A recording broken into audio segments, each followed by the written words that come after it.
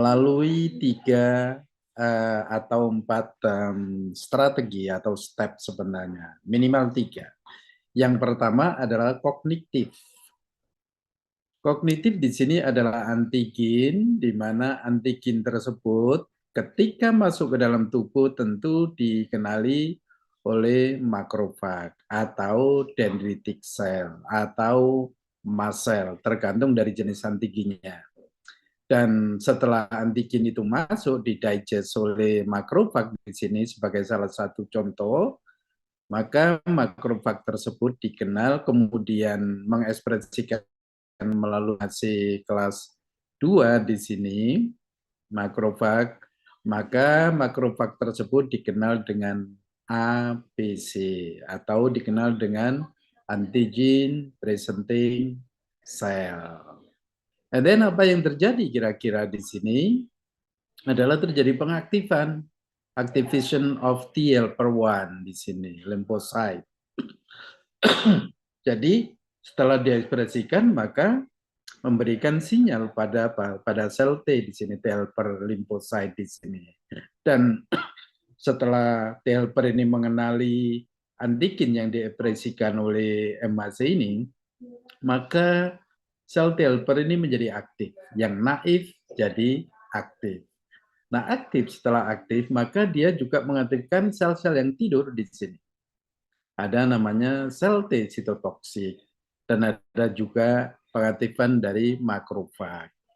Bagaimana kira-kira terjadi? Karena ada sekresi sistem imun yang dikenal dengan ini, bukan sistem imun tapi sitokain ya, yang dihasilkan oleh T helper 1 ini, maka dikenal dengan limfokain. Dan inilah proses pengaktifan sel yang naif ya setelah sel T helper mengenali MHC-2 yang mengekspresikan peptida atau antigen. Nah, apa yang terjadi setelah aktif? Tentu di sini makrofag bisa saja menstimulasi atau menghasilkan suatu aktivitas dari makrofag, dikenal juga dengan dilative hypersensitivity.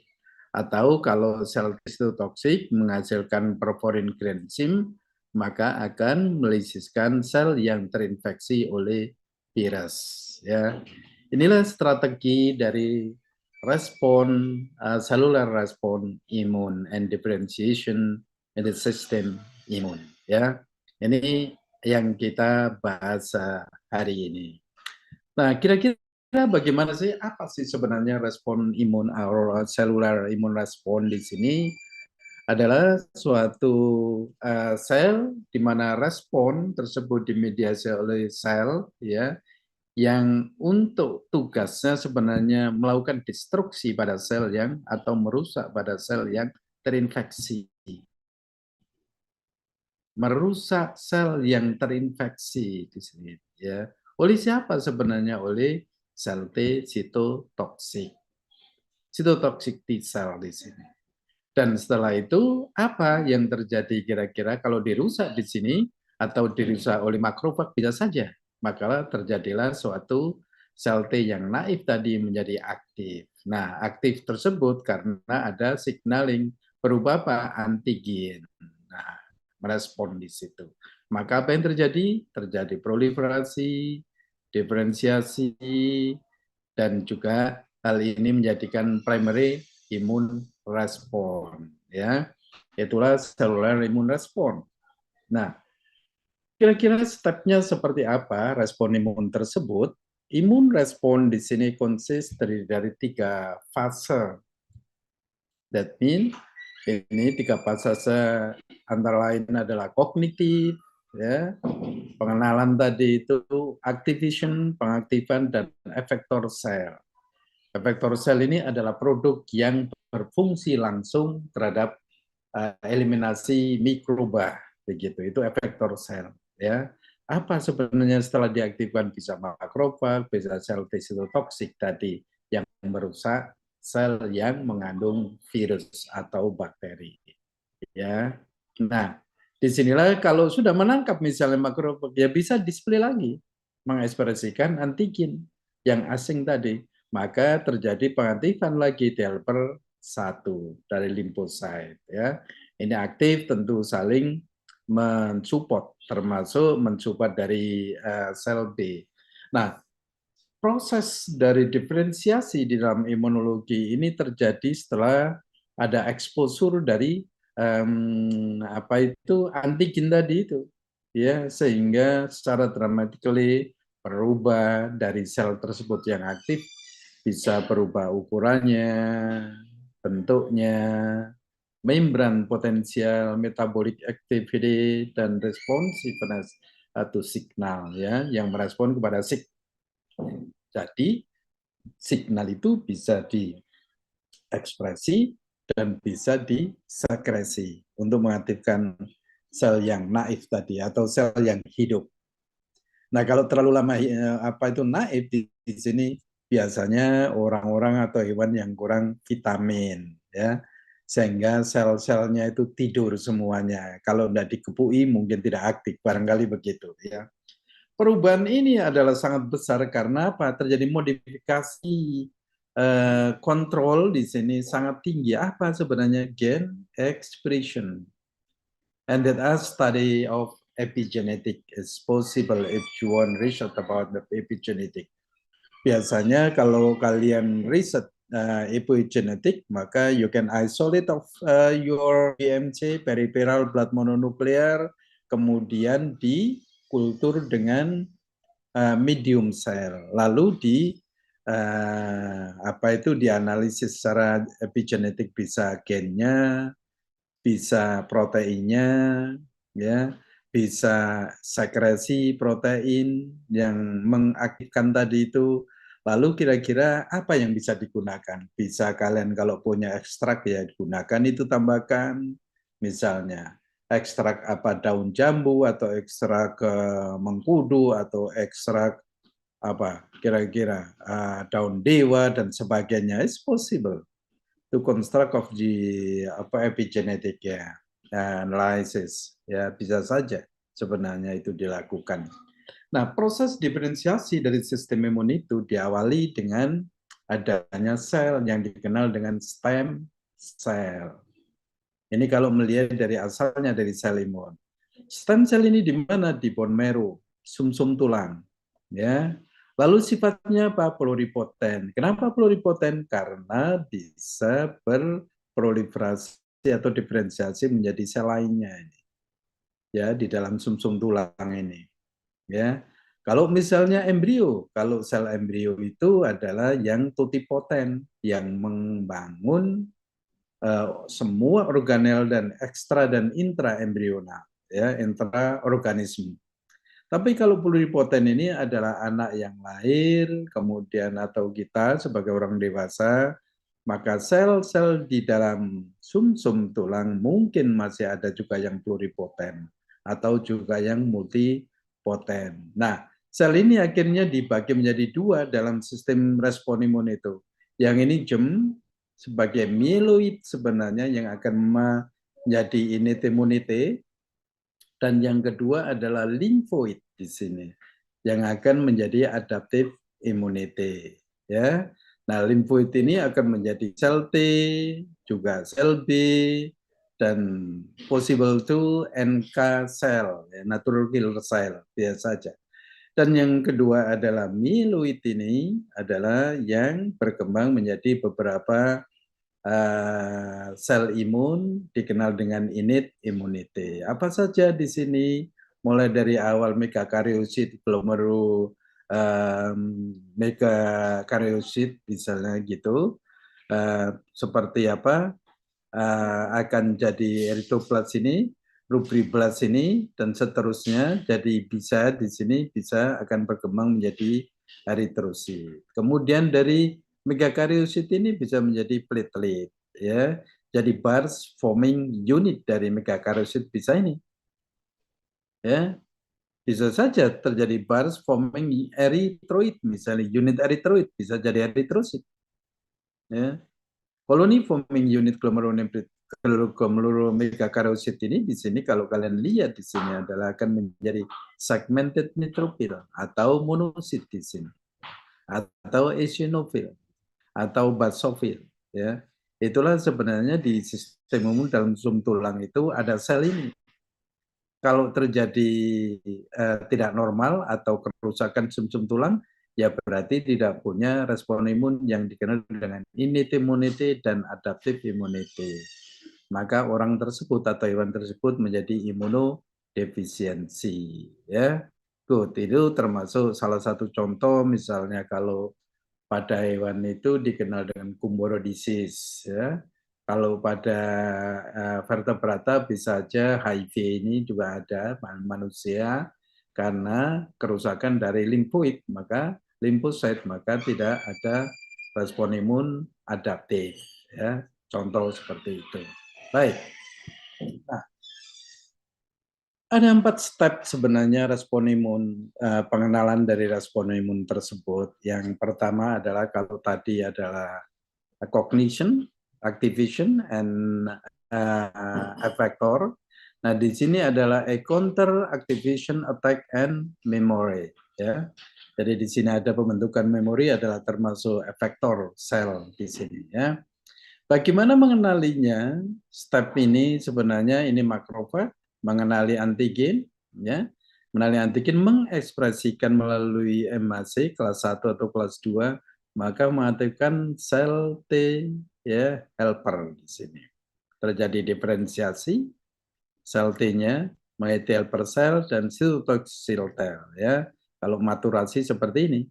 Nah, ada juga yang tidak terjadi maturasi tetapi berkembang di sini adanya dendritic cell. Ya saja. Negatif selection self binding, ya, sel di sini ini. Nah, ada juga yang namanya sel T precursor juga ada. Ini adalah imatur dari thymocyte di sini, ya. Jadi yang mengatur sebenarnya sel T reseptor dan ada juga sel T ini proliferasi menjadi beberapa, ada yang CD8, ada CD4, ada T cell reseptor dan mungkin ada juga yang apoptosis secara terprogram di sini. Mungkin terjadi di situ. Nah, sistem imun ini mengenalinya tentu diawali dari init. Makanya kalau ini tidak aktif atau kurang vitamin, ya mudah terinfeksi virus, lalu baru nanti lama-lama dikenali dan akan menggertak sel-sel yang naif untuk mengalami proliferasi dan diferensiasi. Nah, di sini sistem imun bagaimana sel-sel tersebut diferensiasi di sini. Kalau kalian lihat pada gambar ini bahwa sel tersebut, ya, yang naif, limfosit yang naif tadi akan diaktifkan ternyata oleh antigen presenting cell atau makrofag sebenarnya. Ya, mengekspresikan melalui MHC, maka limfosit sel T yang naif tadi atau yang tidur, maka dia akan terbangunkan oleh MHC ini. Dan terjadilah suatu clonal expansion, proliferasi menjadi beberapa sel di sini. Dan kemudian mengalami diferensiasi, the producing of immunoglobulin di sini, dan juga ada secara paralel dengan efektor limfosit. Ya. Yang pertama tentu medicine adalah humoral immunity-nya di sini. Kalau sel mediated immunity adalah efektor pitch di sini ya, dari sel T-nya. Dan akhirnya sel T tersebut mengalami apoptosis dan juga ada yang terus berkembang. Apa sebenarnya? Dikenal dengan surviving memory cell, ya. Nah, disinilah jika ada infeksi baru, maka sebenarnya sel ini akan cepat mengalami proliferasi dan diferensiasi menjadi banyak sel T dan juga sel B dan sel-sel dan memori, ya. Tentu di sini titer antibodinya akan menjadi lebih tinggi, ya. Jadi di sini major komponennya adalah memang sistem imun adaptif, ya. Dan diferensiasi menjadi dua, populasi effector cell type 1 atau 2 tipe menjadi toleran di sini, ya. Walaupun ini merupakan suatu respon dari sel T terhadap APC, ya, di sistem imun innate. APC itu apa? Ya makrofag di sini atau dendritic cell atau sel aksesoris. Nah, General proses dari hematopoietic stem cell differentiation di sini sesungguhnya adalah diawali dari long term ya hematopoietic stem cell differentiate into common lymphoid progenitor cell ya. Jadi di sini lymphoid common lymphoid progenitor yang bawah adalah common myeloid progenitor cell. Lymphoid akan menjadi limfosit ya, berkembang, berdiferensiasi maka dikenal dengan lymphoid genesis. Nah, lalu yang kedua common di sini adalah megaerythroid genesis di sini ya. Kemudian ini menjadi beberapa namanya common monocyte progenitor dan monocyte, dan ketika masuk ke dalam jaringan akan diferensiasi menjadi apa? Makrofag atau dendritic cell. Inilah yang dikenal dengan myeloid genesis ya. Jadi jelas di sini bahwa lymphoid genesis dan subset atau diferensiasi dari subsetnya kelompoknya ini adalah migrasi dari bone marrow ya. Nah, ketika migrasi dari bone marrow apa yang terjadi? Menjadi double negatif diferensiasi, double negatif pertama menjadi double negatif di dalam timosit di sini. Tidak mengekspresikan reseptor namanya CD4 dan CD8 or T-cell receptor or TCR. Nah, during negative double negative stage ya, maka dari CD min 4 min dan CD8 min timosit secara langsam sebenarnya hilang ekspresinya. Apa sebenarnya? Akan terjadi ekspresi dari alpha chain dari interleukin 2 di sini. Ya, reseptor dari CD25. Dan disinilah sebenarnya setelah proses ini hilang, dan juga demikian, maka terjadilah start ekspresi pre-TCR. Nah, pre-TCR ini mengekspresikan di sini yang tepatnya muncul namanya CD18 ya. Itulah lymphoid genesis. Jadi seleksinya di mana tempatnya? Timus. Bagaimana terjadi? Terjadi suatu signaling atau selektif dari gen-gen pengkode sel tersebut. Ada yang negatif dan lama-lama juga jadi positif sebenarnya. Ya tergantung dari ekspresi pre-TCR-nya seperti apa. Baik. Nah, jadi di dalam proses diferensiasi tadi, di mana sel itu mungkin terjadi suatu perbanyakan yang dikenal dengan pro-inflammatory TLPR1 itu, dan juga ada yang anti-inflammatory TLPR2. Ya, ini baru ditemukan tahun 1989, masih baru ya, masih baru ini sebenarnya, baru ya. Jadi imunologi ini memang masih cukup baru ilmunya, walaupun basically sudah dikenal sejak tahun 200-an ya sebenarnya, sebelum Masehi. Dan akhirnya apa yang terjadi di sini, TLPR1, TLPR2 paradigma ini sebenarnya adalah berkembang dan ditemukan sebagai subset TLPR cell, termasuk Treg, deregulasi dan interleukin 17 yang akan per 17. Ini juga ditemukan pada tahun 90-an. Oleh karena itu Treg ini banyak digunakan di bidang medicine adalah untuk mengatur sistem imun. Kapan harus ditingkatkan sekresinya imunoglobulin dan kapan harus diturunkan. Kapan terjadi inflamasi dan kapan tidak sebenarnya. Semuanya ini adalah diatur terkait dengan TLPR atau interleukin 17. Nah, ini adalah suatu diferensiasi dari sel T dan sel B. Kalau dibandingkan berdasar pada gambar tersebut, saya kira sama seperti yang saya terangkan tadi. Jadi pertama adalah common lymphoid progenitor di sini adalah di sini juga sama, dan akhirnya apa itu double negatif di sini CD4 min dan CD8 min ya, atau CD44 plus, CD25 plus, dan kemudian hilang lama-lama terjadilah suatu double positif di sini CD4 plus, CD8 plus. Ya, dan kemudian berkembang lagi di sini sebenarnya adalah bagaimana setelah sel T binding dengan MHC1 sini akan menjadi CD8 plus T cell, ya. Dan di sini apa yang terjadi? Di sini menghasilkan kalau developer ini interleukin ini. Fungsinya apa sebenarnya? Subsetnya dari mana?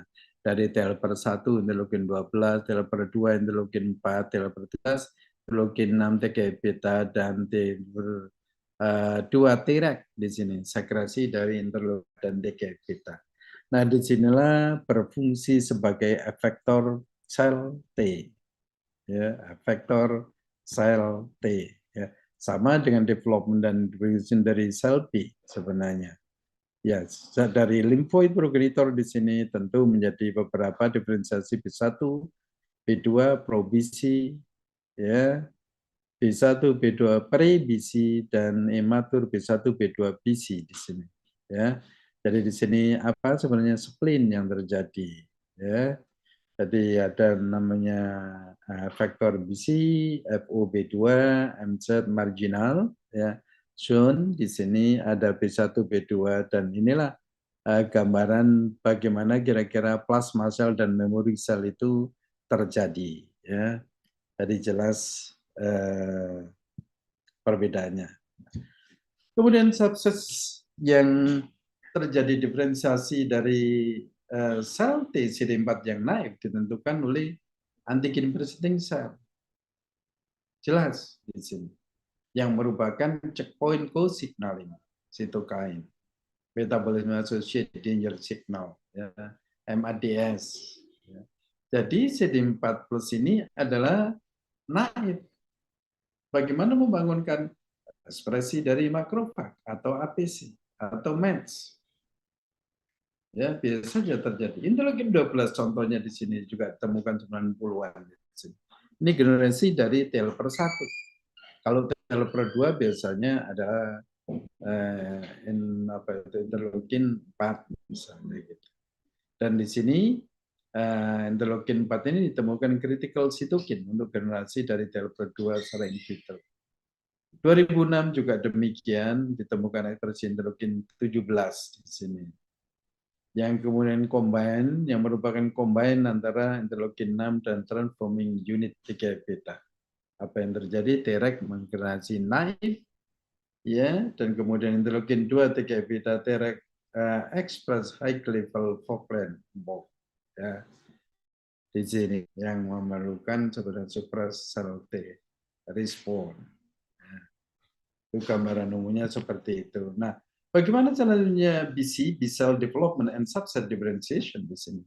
Some stage. Ada beberapa stage. Kalau contoh pada murin B1 cell misalnya. Di sini adalah subpopulasi yang membedakan konvensional B-cell by the phenotype, ya, anatomic localization, cell renewing capacity, and production natural antibodies. Ya.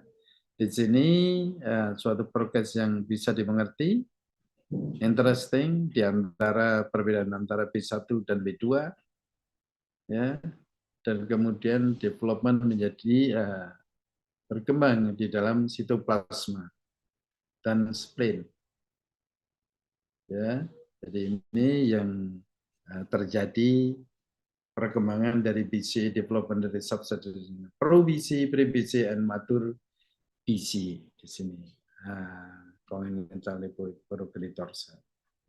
Ya. Nah, begitu juga di dalam selama proses diferensiasi di sini ngomong dari monoglobulin locus di sini akan mengekspresikan pre B-cell receptor dan finally mature BCR receptor tentu sama di sini. Pada state dari BC di sini akan terseleksi proses untuk prevent atau self reaktif di sini cell successfully completing this checkpoint oleh bone marrow. Ya. Nah, kemudian eventual maturing di sini untuk predominan follicle B2. Contohnya seperti itu. Ya. Oke. Nah, apa yang terjadi kira-kira terkait dengan NCK development and subset differentiation? pada manusia dan mouse sebenarnya menunjukkan bahwa NK sel dapat diferensiasi menjadi potensial limfoid ya, progenitor di sini ya. Begitu juga 3 major human T cell subset di sini termasuk peripheral blood tersebut FC cell 3A CD16 neural cell addition di situ NGM CD berarti CD12 dan subset ini juga ada perbedaan satu dengan yang lain misalnya CD6 IKI ya. Ada yang CD56 lolo, ada yang C6 D6 yang low, high, dan sebagainya. Ini development spesifik dari sel T. Nah, bagaimana dengan mieloid? Kira-kira diferensiasinya di sini, bahwa mieloid dari sel ini pada kali ditemukan 1992. Ya, Limboid organ DC concept subset depend to precision of artificial experiment. Selanjutnya terjadi after around not the 20 years di sini apa yang terjadi kira-kira bahwa jaringan lone lymphoid CD103 ini ditemukan juga lymphoid CD8 ya. Ini juga menarik. Apakah bagaimana kira-kira yang lain plasmositos di sini uncover secara morfologi, raceming plasma, open exposure pilar penuh dan sebagainya. Nah, jadi kalau didiferensiasi dari sel dendritic cell dengan monosit tentu sedikit beda. Yang myeloid dan myeloid di sini progenitor sel coba direkomend progenitor sama MC.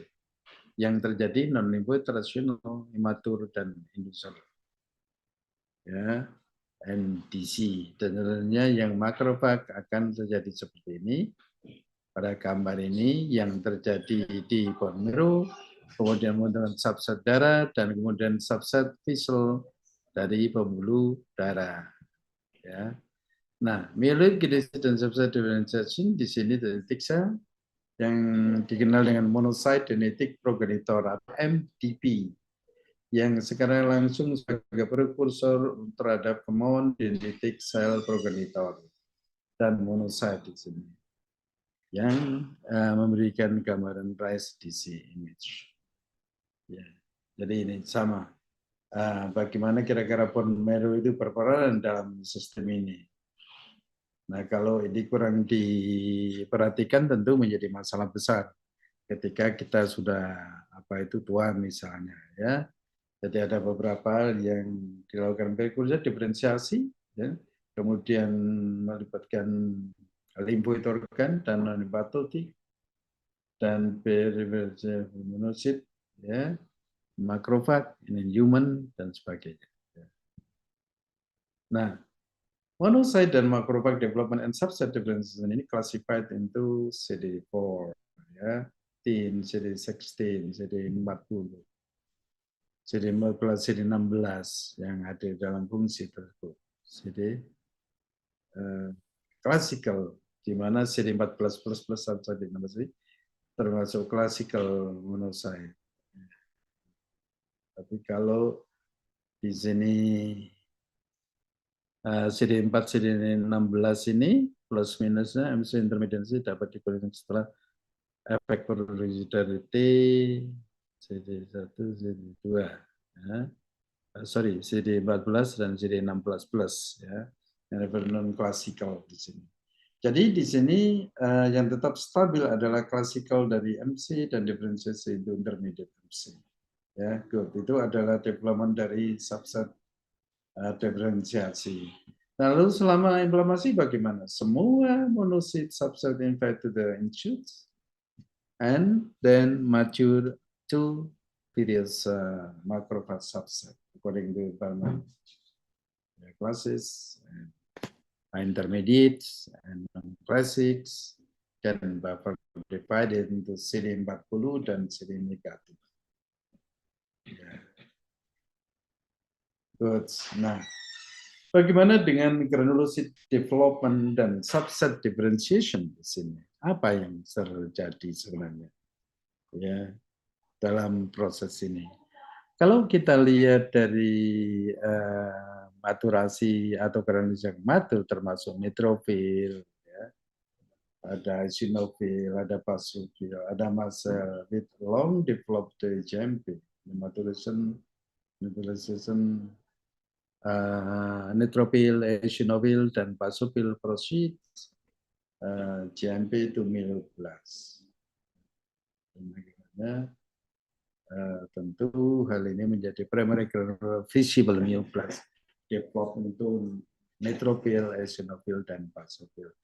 Ketika sel mengalami pembelahan, dan pada kasus ini adalah seperti granulosis ini adalah finalnya menjadi neutrophil, eosinofil, basophil original described pada tahun 1879. Recently di sini identifikasi ya, mast cell progenitor dan didrive menjadi PM ya, yang vektor. The mass progenitor cell transient circulate in the bloodstream, yeah, and capable of migration to the peripheral tissue. Good maturasi dalam vascular tissue, mast cell or mucosal mast cell, following start signal from the tissue environment. These granulocytes, ya.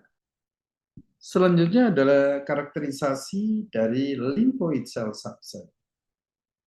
Lymphoid cell ada yang dikenal dengan CD4 plus T cell subset. Ada yang T helper 1 produce interferon dan interferon. Nah, ada yang T helper 2 rilis interleukin 4. Ada yang juga karakteristik by expression FOXP3 misalnya. Ya. Nah, ini terlihat bahwa CD4 di sini subsetnya banyak. Si T helper 1, 2, 17, TR, 19, dan sebagainya. Nah, ya, dan selanjutnya di sini akan merilis nah, apa yang terjadi? Ada yang pro dan anti-inflammatory di sini. Memegang peran penting damogik, ya, termasuk pada patogenik dan protective function human diseases. Reproduksi MK dan ini adalah produce interferon gamma dan negatif adalah kreativitas dari makrofag meningkatkan fotoesemia di serta seperti itu. Oke, termasuk juga TLPR2 rilis interferon 4. Ya, dan juga di sini memerlukan hemoglobin G1, hemoglobin G production. Kenapa? Sebenarnya karena TLP17 strong induction immune response. Ya. Nah, good. Nah, bagaimana kemudian caranya Treg? Treg dikarakterisasi adalah mengekspresikan FOXP3 di sini meninten expression of FOXP3 transcription factor expression function di sini. Ya, impresif dari sitokain. Good. Nah, T-helper 2 sekarang dibedakan dari T-helper 1 dan T-helper 17, T-helper 22. Ini sangat diperlukan interferon gamma dan interleukin 17 independent interleukin base. This characterizing the expression CXCR 4, 6, 10 misalnya. Baik. Good. Nah, bagaimana dengan B-cell subset? B-cell subset lagi dikenal dengan FO B-cell, aktifan dari spleen, follicle, niche di sini, lingkungan mikro dari follicle itu tissue dependent terpandang mobil paradigma. That is activity of FOBC dan further distribution into the global GGN-BC with expression MHC 11 ya, atau 2 sebenarnya. Ya. Nah, kemudian ada GGBC selection dan akan diferensiasi menjadi antibody ya yang mensekresikan sel plasma dan memori sel. Ya. Nah, Bagaimana kira-kira marginal BC mediated support? Sini. Maka biasanya involve terhadap penangkapan dari kompleks imun. Jadi ada respon imunnya seperti apa kira-kira.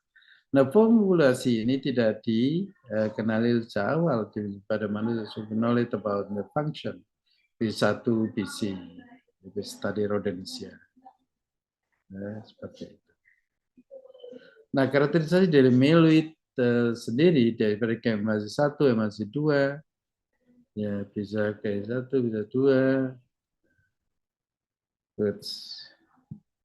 And then sebenarnya sekarang sudah ditemukan juga namanya dendritic cell yang konsis terdiri dari beberapa subset termasuk adalah myeloid dendritic cell, ya, ada yang termasuk classical dendritic cell dan ada yang termasuk plasmacytoid dendritic cell. Jadi di sini sudah pertemuan secara genetically dendritic cell subset from the bone marrow precursor, ya. Jadi repeat terjadi ini. Ya. Nah, kemudian MDC adalah diperlukan menjadi imunoterapi target atau target cancer, banyak dikembangkan di situ. Ya, dikembangkan. Nah, bagaimana dengan chronic inflammatory shock cells plasmid DC di sini, interferon 1 dan TLR.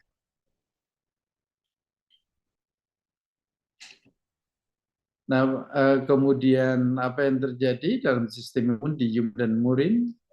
Yang classical dendritic cell consists to subdivide, definisikan sebagai present keluar atau tidak. Di sini segmen negatif.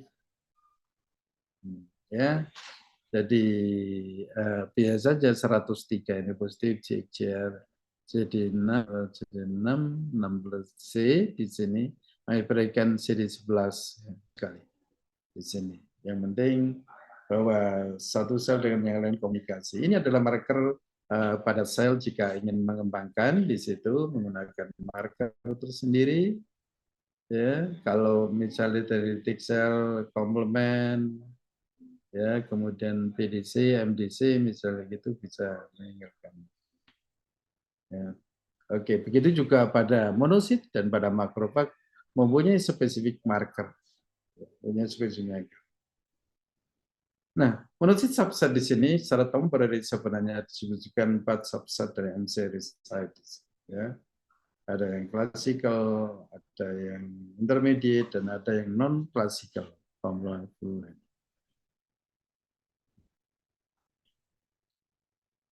Oke, classical MSA pathologic gitu ya. Nama attribute the intermediate subtypes constitute a very small presentation and circulation di sini. Ya, classical monocyte memang paling banyak sebenarnya di peripheral blood mononuklear yang aktif, ya, atau phagocyte and inflammatory function di sini. Dan kalau dilihat dari subset, ya di sini di materi ini adalah dedikasi 4 plus di sini, YMC strong inflammatory MC short factor mega seperti. Ya itulah gambaran umumnya bagaimana metabolisme risk faktor Sakes hiper ya. Jadi terjadi juga. Kalau subset ini sangat high, heterogis, classical, alternative dan sekresi ya.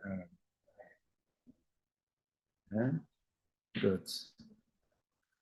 Dan representatif bagaimana imun sel subset change in disease sebagai salah satu contoh adalah atherosclerosis protein.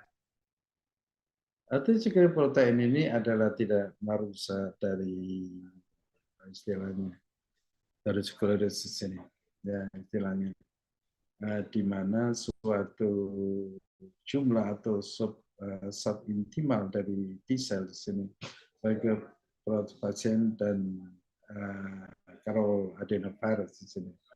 Snukis, rheumatoid agenesis, dan kemudian ya, natural killer cell also increase in the blood from patient under pharmacotherapy and colorectal cancer. This is an important thing.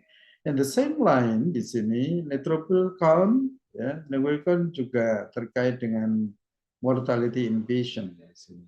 More vascular atherosclerosis in should increase, and then loss bacillus. Yeah. That's representative in the T cell.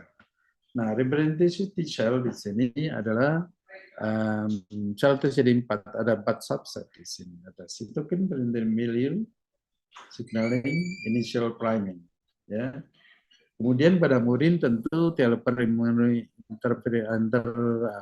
proliferation APC terhadap interleukin 12 memegang peran penting di sini. Ya. Sangat respek untuk menunjukkan bahwa interleukin 12B40, interleukin 12C akan terjadi perubahan pada kasus-kasus yang akan datang. Ya, termasuk sebagai tambahan dan regulation dari interleukin 12 RB ini, chain 12 signaling dari sini, ya, banyak interleukin 12 dan interleukin 21 yang mengaktifkan STAT4 di sini, yang memberikan giving terhadap developer development. Oke, ya. Good. Nah, saudara, ini adalah gambaran bagaimana suatu diferensiasi tadi dari awal, T-cell-nya seperti apa, B-cell-nya seperti apa, yang terakhir jadi apa. Developer 1, developer 2, 17 Treg. Ini juga demikian. Ya. Ada dendritic cell di dendritic 103, HCDC 104, ya 11 B positif ini. Dendritic cell ini di sini terlihat bahwa LPS CD40 di sini adalah mengalami layanan apa itu mengalami destruksi di situ. Kemudian menjadi 88 dan dendritic cell. Ya. Jadi ini semuanya hampir sama proses ini. Nah, bagaimana kira-kira diferensiasi signaling sendiri? Pada saat transisi di sini maturasi bisa mengalami bisa reseptor signaling is acquired, ya, sangat diperlukan di sini. Faktor kappa beta di sini important downstream effector, ya. Dan kemudian ada P5065 adalah menentukan FHP dan BAS, ya. Dan diperlukan diferensiasi dan overekspresi dari faktor jenis protein. Subset differentiation clinic dendritic cell, ada deletion, CDC orchestra di sini. PRF1 is just to know only. Yeah, hierarchy successor involved in the expression of target factor.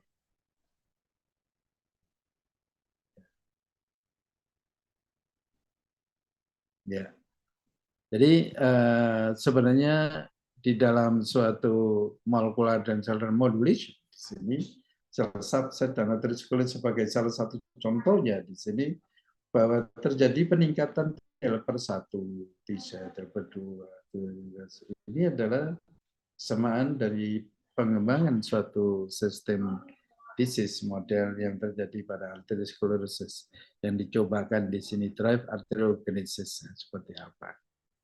Faktor promote and differentiasi. Ya. Jadi gambarannya itu. Nah, kemudian apa yang terjadi kalau kita lihat dari skema inflamasi phase di sini dan resolusi inflamasi ini, maka terlihat bahwa jelas ada molekul yang menghambat subset ini, interleukin 4 misalnya pada ini, dan seterusnya. Tetapi juga ada yang stimulasi tentu di sini pada subset itu, maka terjadi proses atherosclerosis possible too. So that's why antigen cytokine PAM, DPAM is very important. Iya, bagaimana dia menghambatnya dan bagaimana dia mengikatnya. Oke, nah Kemudian molecular dan molecular modulation di sini subset adalah impact dari atomic process. Maka di situ bisa dilihat bahwa ada dua page di sini, inflamasi page in immunity dan resolution page in immunity. Ya, inflamasi phase di sini adalah induced by antigen.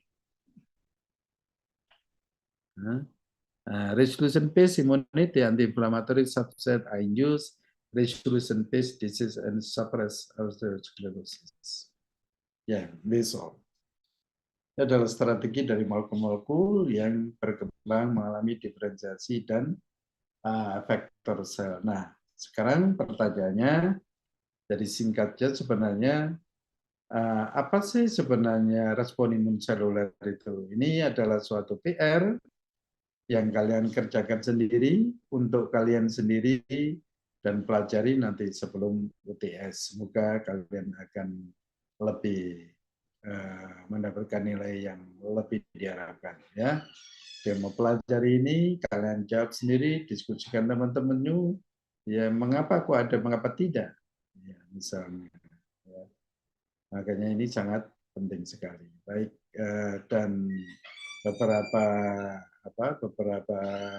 antibody yang muncul bisa dari Abbas atau dari Fang juga bisa. Ya. Saya kira mungkin itu yang bisa saya berikan untuk siang hari ini. Ya.